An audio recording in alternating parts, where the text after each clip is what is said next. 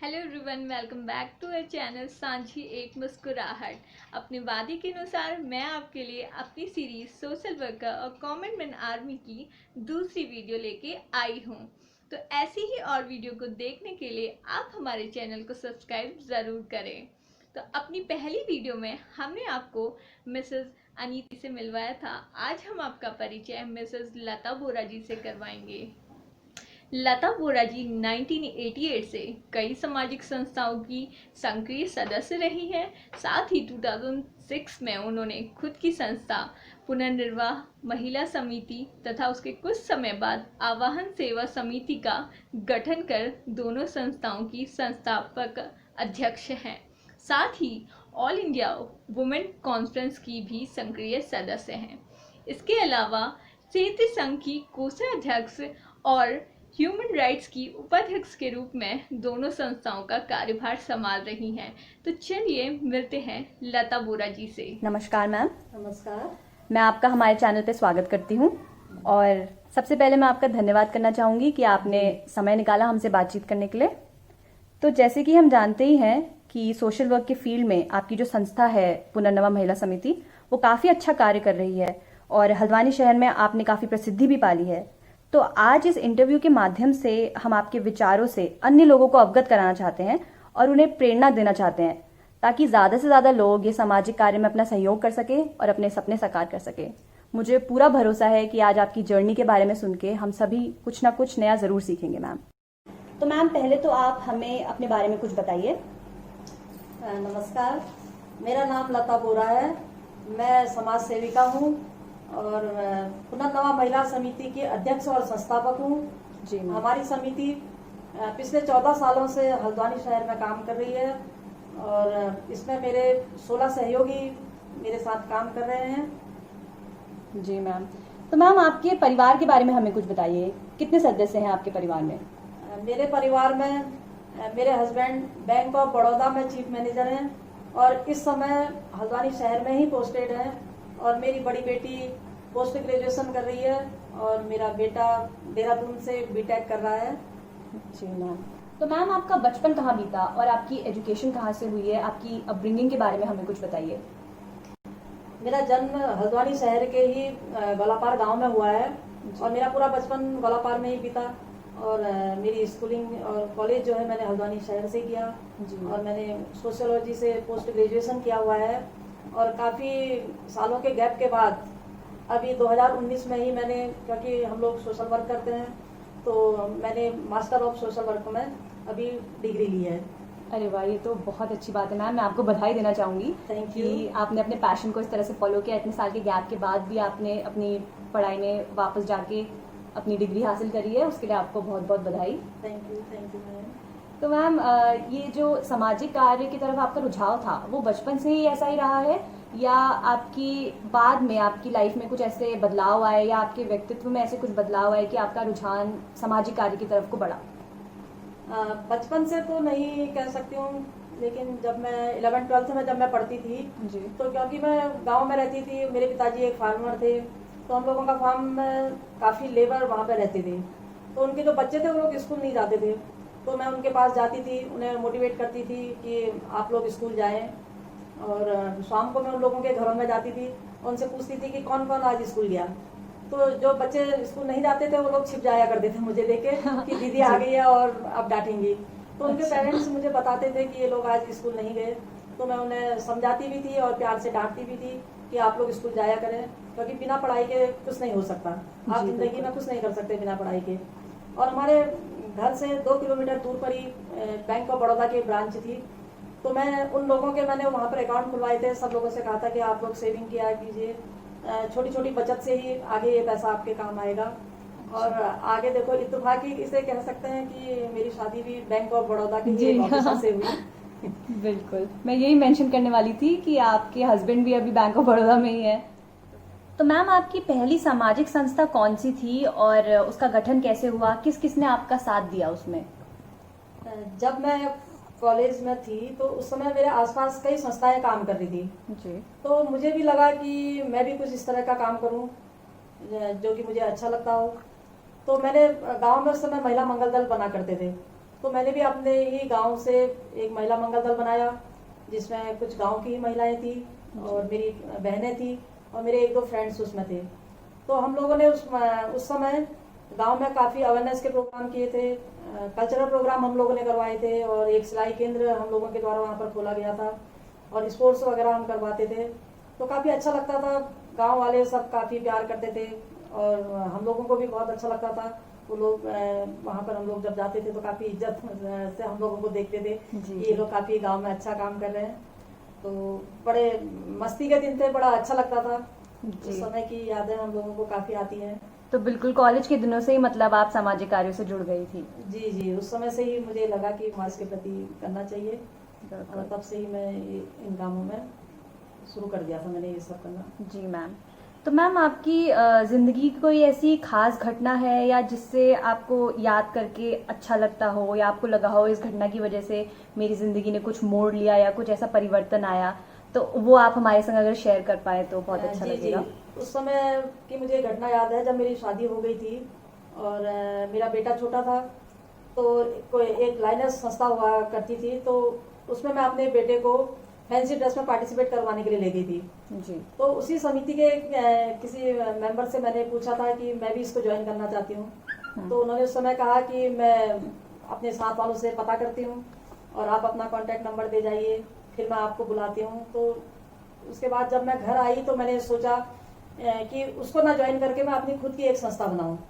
अच्छा। तो फिर मैंने तभी एक पुनर्नवा महिला समिति का गठन किया था और जिस महिला ने उस समय ये कहा कि मैं आपको बाद में बुलाती हूँ या बाद में ज्वाइन करवाती हूँ, तो इस समय वो लकीली मेरी बहुत अच्छी फ्रेंड है जी। और हम लोग मिलते रहते हैं और मैं उसे बताती हूँ कि तुमने मुझे उस समय ज्वाइन नहीं करवाया था लाइनर्स क्लब को और मैंने अपनी खुद की समिति बना ली है।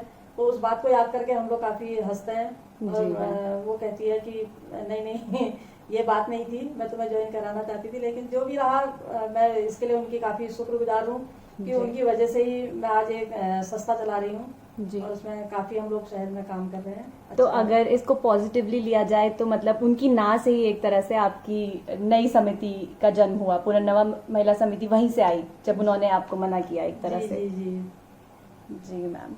तो अब जब पुनर्नवा की बात शुरू ही कर दी है तो आप हमें कुछ बताइए अपनी समिति के बारे में, क्या कार्य किए जाते हैं पुनर्नवा महिला समिति के द्वारा?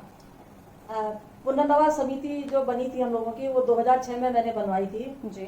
और इस समय हम लोग शहर में जो हमारे उसके मेन जो इवेंट्स हैं उसमें हम लोग सामूहिक विवाह हम लोग निर्धन कन्याओं का करवा रहे हैं और 11 साल से हम लोग सामूहिक विवाह करवा रहे हैं और 11 सालों से? जी जी, और इसमें हम लोग अभी तक 126 लड़कियों का विवाह करवा चुके हैं। अच्छा जी। और इसके अलावा हम लोग गांव में मेडिकल कैंप लगाते हैं, वहाँ पर अच्छे डॉक्टर्स आते हैं और दवाइयाँ हम लोगों के द्वारा दी जाती हैं।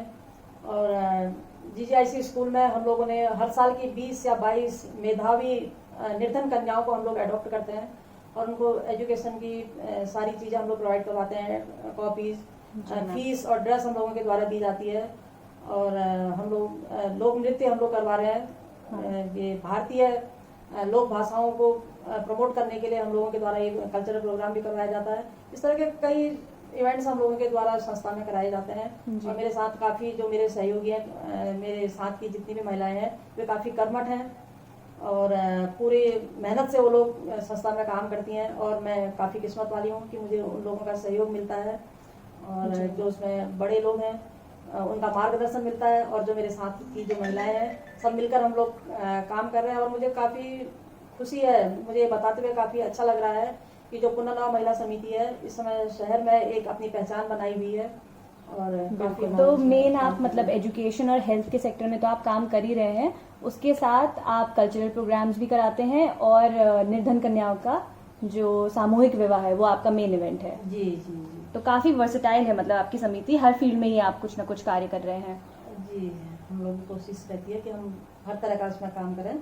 जी। वृक्षारोपण भी हम लोग करते हैं और काफ़ी उसमें और भी नारी निकेतन में हम लोग जाते हैं, कुछ आश्रम में जाते हैं हम लोग, तो कुछ ना कुछ हम लोगों का कार्य उसमें होता रहता है। अच्छा, तो मैम इसके अलावा आप और भी अन्य संस्थाओं से भी जुड़ी हुई हैं, तो उनके बारे में हमको कुछ बताएं और कौन सी संस्था है जिनकी आप मेंबर हैं? अपनी पुनर्नवा महिला समिति में तो काम हम लोगों का रहता ही रहता है। इसके अलावा मैं अन्य संस्थाओं से भी जुड़ी हुई हूँ। ह्यूमन राइट्स में मैं उपाध्यक्ष पद पे हूँ और ऑल इंडिया विमेन कॉन्फ्रेंस में भी हूँ, और एक क्षत्रिय महासभा हम लोगों की शहर में काम कर रही है, जिसमें मैं कोषाध्यक्ष हूँ।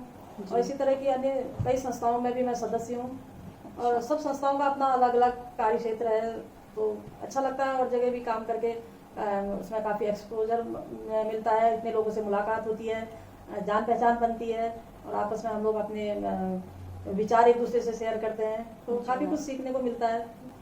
तो मैम काफ़ी मतलब हार्ड वर्किंग है आप, इतना हर फील्ड में आप जा रही हैं और बाकी संस्थाओं से भी जुड़ी हुई हैं, ये बहुत अच्छी बात है। और इसके अलावा मतलब जो आपका खाली समय होता है, वैसे तो काफ़ी कम लग रहा है मुझे आपके पास खाली समय, बट फिर भी आप मतलब आपके और क्या शौक है, आप कैसे, आपकी क्या हॉबीज़ हैं, उसके बारे में कुछ बताइए। शौक मेरे तो ये है कि गार्डनिंग करना बहुत अच्छा लगता है जी। मैं अपने घर में छोटा सा किचन गार्डन बनाया हुआ है, और काफ़ी फूल मुझे बहुत अच्छे लगते हैं, तो मैं जब भी मुझे समय मिलता है तो मैं थोड़ा समय फूलों के साथ लगती हूँ, और अच्छे अच्छे फूल, हर सीजनल फूल लगाने मुझे अच्छे लगते हैं। और गार्डनिंग के अलावा मुझे ड्राइविंग बहुत अच्छी लगती है। अच्छा। मैं बचपन से मुझे शौक है, मैं हर तरह की स्कूटर, बाइक, कारें वगैरह मुझे चलानी अच्छी लगती है। मैं गांव में पली बड़ी हूँ, मेरे पिताजी फार्मर थे, तो मैं वहाँ ट्रैक्टर भी चलाया करती थी। जी, अच्छा। तो मतलब सारी किस्म की गाड़ियाँ आपने ट्राई करी हुई है। जी जी जी, मुझे बहुत अच्छा लगता है। ये बहुत ही डिफरेंट शौक है, मैंने पहली बार ही सुना है आज। तो मैम आपके सफ़र में आपको काफ़ी दिक्कतें भी आई होंगी, तो हमें कुछ अपनी परेशानियों के बारे में बताइए और कैसे आपने इन परेशानियों को सुलझाया, कैसे आप उभरी अपने डिफ़िकल्ट टाइम से। कोई भी काम करो तो उसमें परेशानियां तो आती हैं जी, और बिल्कुल। महिलाओं को तो खासकर, क्योंकि हम लोगों को घर भी संभालना है और बाहर भी काम देखना है, तो उसके लिए हम लोगों को टाइम मैनेजमेंट बहुत ज़रूरी है। जी। और हमें बैलेंस बना के चलना पड़ता है कि घर का भी काम करो और बाहर का भी काम देखो। तो और दूसरी दिक्कत मेरा मानना है कि महिलाओं को ये रहता है कि हम काम की शुरुआत कैसे करें और कहाँ से करें। तो उसके लिए ये है कि हम जिस भी फील्ड में काम करते हैं तो उस फील्ड के जानकार लोगों से मिलें और उनसे मिलकर उसके बारे में जानकारी लें, तो लोगों का सहयोग मिलता रहेगा और सब साथ जुड़ते रहेंगे और कारोबार बनता रहेगा। जी। और आपको पता भी नहीं चलेगा कि कब समय बीता। आप मेरे को ही देखो कि 14 साल मुझे इस फील्ड में हो गए हैं और समय का पता भी नहीं चला कि 14 साल कब बीत गए। जी मैम। तो मैम आपके अभी फ्यूचर प्लान्स क्या हैं, आगे भविष्य के लिए आपकी क्या योजना है। आगे भविष्य में मैं चाहती हूँ कि अगर भगवान ने चाहा तो मैं एक वृद्धाश्रम बनाने का मेरा बचपन से सपना है। जी जी। क्योंकि मैं देख रही हूँ कि आजकल के समय में बच्चे जो है एजुकेशन के लिए बाहर जा रहे हैं और वो लोग अपने माँ बाप को समय नहीं दे पा रहे हैं, तो जो वृद्ध लोग हैं वो लोग एकाकी जीवन बिता रहे हैं। तो मेरा मन करता है कि मैं उन लोगों के लिए एक वृद्धा आश्रम बनाऊँ और उन लोगों को वहाँ पर रखूँ। जी मैम, ये तो बहुत अच्छा ख्याल है, बहुत अच्छी सोच है आपकी ये। तो मैम आप हमारे व्यूअर्स से कुछ कहना चाहेंगी या आप कुछ अगर मैसेज देना चाहें। जी, मैं यही कहूँगी कि समाज को अच्छे लोगों की ज़रूरत है, और अगर आप अपने समाज के लिए कुछ करना चाहते हैं तो अवश्य करें। क्योंकि हम कुछ भी अगर काम करते हैं दूसरों के लिए और दूसरों के चेहरे में जो खुशी हम देखते हैं, तो उससे जो हमारे दिल को सुकून और शांति मिलती है वो दुनिया की किसी भी दौलत में नहीं है। आप अगर कोई भी काम पूरी निष्ठा के साथ और दृढ़ संकल्प और ईमानदारी के साथ करते हैं तो आप अपने लक्ष्य को प्राप्त करेंगे और उस काम में हमें अवश्य सफलता मिलती है। तो मैं अंत में यही कहना चाहूँगी, सफलता एक चुनौती है, उसे स्वीकार करो। कहाँ कमी रह गई है देखो और सुधार करो। बिना कुछ करे ही जय जयकार नहीं होती, कोशिश करने वालों की कभी हार नहीं होती। धन्यवाद। आशा करती हूँ लता मैम की बातों से आपको कुछ करने का हौसला ज़रूर मिला होगा। इस सीरीज़ की अगली वीडियो को देखने के लिए आप हमारे चैनल को सब्सक्राइब कीजिए और नोटिफिकेशन को ऑल कीजिए। तब तक के लिए अपना ध्यान रखें, मिलते हैं नेक्स्ट वीडियो पे, तब तक के लिए बाय बाय।